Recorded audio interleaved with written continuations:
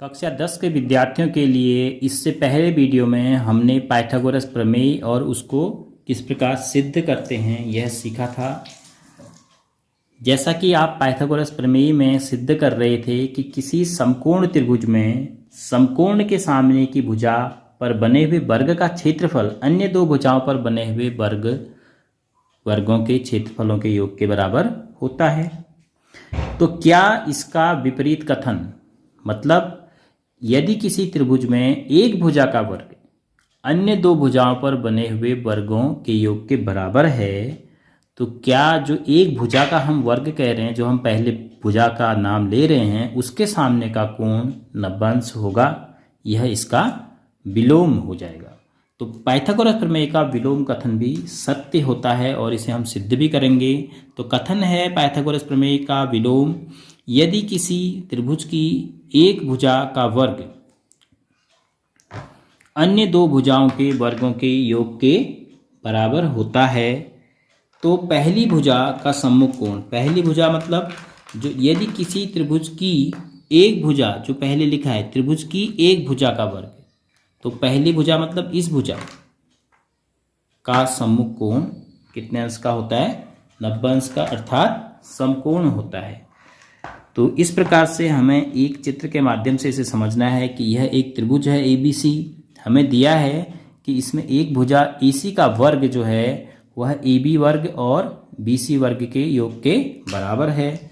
तो हमने सिद्ध करना होगा इस AC के सामने का कोण B 90 अंश का होगा।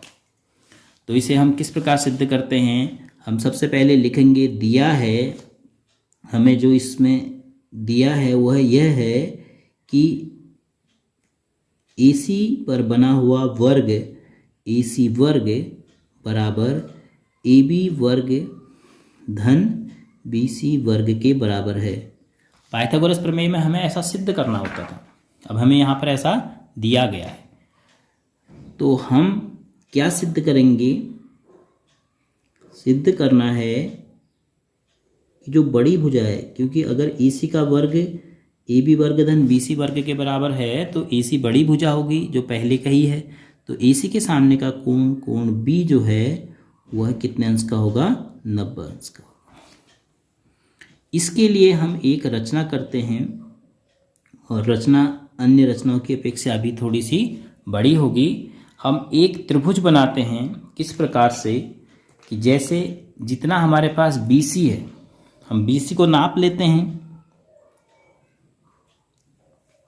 BC को हमने नाप लिया कि BC की लंबाई कितनी है, ये तो इतनी ही नाप की एक हम रेखा खींच सकते हैं कहीं पर भी।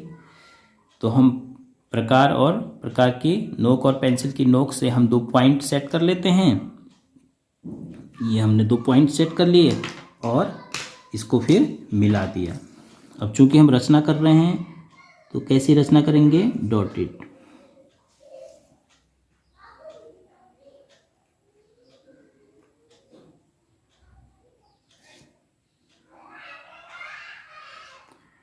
अब ये लंबाई हमने कितनी नाप के रखी है? ये लंबाई, इसका नाम हम रख दे रहे हैं Q और इसका नाम रख दे रहे हैं R। तो QR BC के बराबर है। अब Q पर मैं 90 अंश का कोण बना सकता हूँ, प्रकार की मदद से भी बन सकता है और चांदी की मदद से भी बन सकता है। माना मैंने ये Q पे 90 अंश का कोण बना दिया।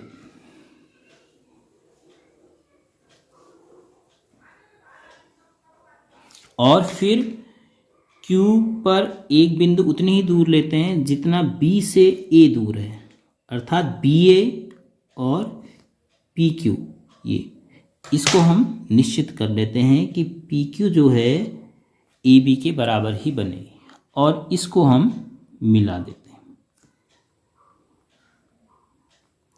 तो यानी एक अन्य त्रिभुज की हमने रचना कर दी जिसमें कोण Q 90 अंश है, बाकी QR और PQ जो हैं AB और BC भुजाओं के बराबर हैं। तो रचना में हमने यहाँ पर लिखना पड़ेगा, त्रिभुज PQR बनाया, जिसमें क्या हमने ध्यान रखा? जिसमें AB PQ बराबर AB के बराबर रखा है और क्यू आर बराबर बी सी तथा कोण Q बराबर हमने अपनी तरफ से इसको कितने अंश का बनाया है, 90 अंश का। कोण B 90 अंश का नहीं दिया है हमने, लेकिन रचना में कोण Q हमने कितने अंश का बना दिया है, 90 अंश का। तो अब आगे वाले भाग को हम उपपत्ति में लिखेंगे। अब बहुत सिंपल है रचना के बाद। देखिए हमें दिया क्या है और यह त्रिभुज क्या है ये समझना। अब यह त्रिभुज क्या है, एक समकोण त्रिभुज है। तो त्रिभुज PQR में कोण Q बराबर कितना है, 90 अंश। तो क्या हो गया, समकोण त्रिभुज हो गया। तो इसीलिए पौधाइन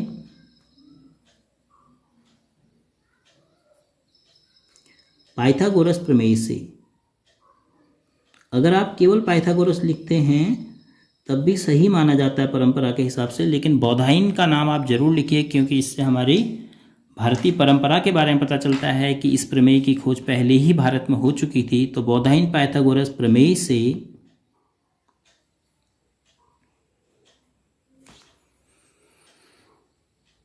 क्या मिला, PR का वर्ग बराबर PQ का वर्ग धन QR का वर्ग। तो PR का वर्ग बराबर PQ माने AB का वर्ग, QR माने BC का वर्ग। क्यों? क्योंकि PQ और QR को हमने जो रचना की थी उसके हिसाब से उनके मान रख दिए। PQ की जगह AB और QR की जगह BC। ये कौन से पार्ट से, रचना से हमें ऐसा पता चला है, हमने रचना ही इस प्रकार की। तो PR का वर्ग बराबर क्या हो गया, AC का वर्ग। अब मैंने ये क्यों लिख दिया AB वर्ग धन BC वर्ग की जगह AC, क्योंकि ऐसा आपको दिया है। देखिए आपको दिया है कि AB का वर्ग धन BC का वर्ग बराबर क्या है, AC का वर्ग है। अब PR और AC दो रेखाखंड है, इनके वर्ग बराबर हैं, तो इसका मतलब क्या है, रेखाखंड की जो वास्तविक लंबाई होगी वो भी क्या होगी, बराबर होगी। तो अब देखिए इन दो त्रिभुजों में क्या क्या हमें प्राप्त हो चुका है। AB PQ के बराबर है, BC QR के बराबर है और PR बराबर AC हम दिखा चुके हैं। तो अब ये दो त्रिभुज तो सर्वांग सम हो गए, तीनों भुजाएं बराबर हो गई।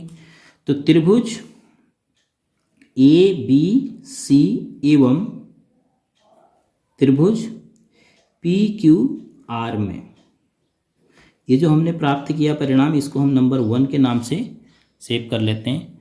तो ABC और PQR में हमें क्या प्राप्त हो चुका है, देखो अब AB बराबर PQ, BC बराबर QR, ये दोनों भाग हमें कहाँ से मिले हैं, रचना से।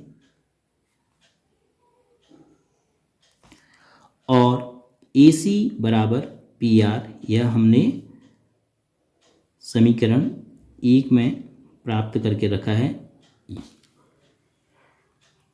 तो अतः त्रिभुज ABC जो है वह अब सर्वांगसम हो गया। त्रिभुज AB की जगह PQ ही लिखने में सही रहेगा, क्योंकि BC के लिए QR आना है, तब जाके QR आएगा। SSS सर्वांग समता, SSS सर्वांग समता से ये हमें दो त्रिभुज सर्वांग सम। अगर अब दो त्रिभुज सर्वांग सम हो गए तो इसका मतलब कोण ABC जो है, कोण ABC, क्योंकि सर्वांग सम त्रिभुजों के संगत भाग बराबर होते हैं, तो कोण PQR के बराबर होगा। किससे, corresponding parts of congruent triangles are equal. तो इसलिए शॉर्ट में हम लिख देते हैं CPCT। तो ABC PQR के बराबर हो गया, तो कोण ABC कितना हो गया, PQR तो हमें पता है, PQR तो 90 है, तो कोण ABC बराबर भी कितना हो गया, 90 अंश। और यही हमने सिद्ध करना था, तो हम सिद्ध कर चुके हैं, तो हेंस प्रूव्ड।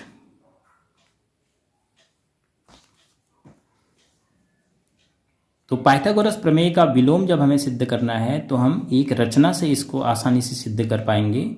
तो रचना आपने ध्यान में रखनी है कि जो हम दूसरा त्रिभुज बना रहे हैं वह कैसे बना रहे हैं, कि जो दिया गया त्रिभुज है उसकी बड़ी भुजा को छोड़ के बाकी दो भुजाओं के बराबर दो भुजाएं खींची और उनके बीच में कोण 90 अंश का बना दिया। ऐसा तो हम कर ही सकते हैं, BC की लंबाई QR के बराबर ली, फिर Q पर 90 अंश का कोण बनाया, फिर Q से P उतना ही दूर लिया जितना B से A दूर है, अर्थात QP और BA की लंबाई बराबर है, और उसके बाद PR को मिला दिया।